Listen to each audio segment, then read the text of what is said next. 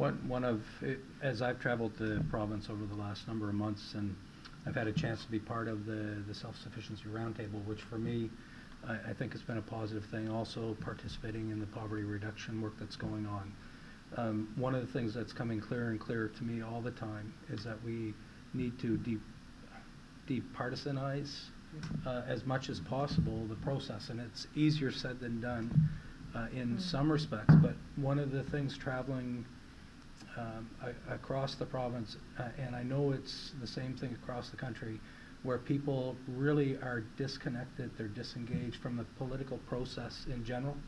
And that means no matter who the party is represented, that they really don't feel it'll make a difference. And somehow, I think as political leaders, we need to find ways to move forward with community leaders, business leaders, across all sectors to look at the real issues that we face for the future. And Donald Savoy, who's certainly a very well-respected political scientist, just wrote an article in New Brunswick that talks about the fiscal challenges we face as a province and the fact that he believes we need to move past a political debate on it and really have a New Brunswick dialogue on the future of the province. And one of the things that I'm coming, I think, to realize as a political leader, any government, I think, going in, you want to accomplish a lot of things, so you bulldoze through.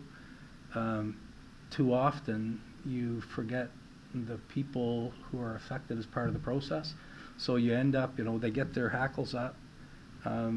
You end up going back and really starting that dialogue after, and it takes a lot more work and energy to rebuild the trust that's broken. So, if a couple of comments along the way in terms of what we need to do to accomplish this citizen engagement. I think people need to feel that they're going to be taken seriously.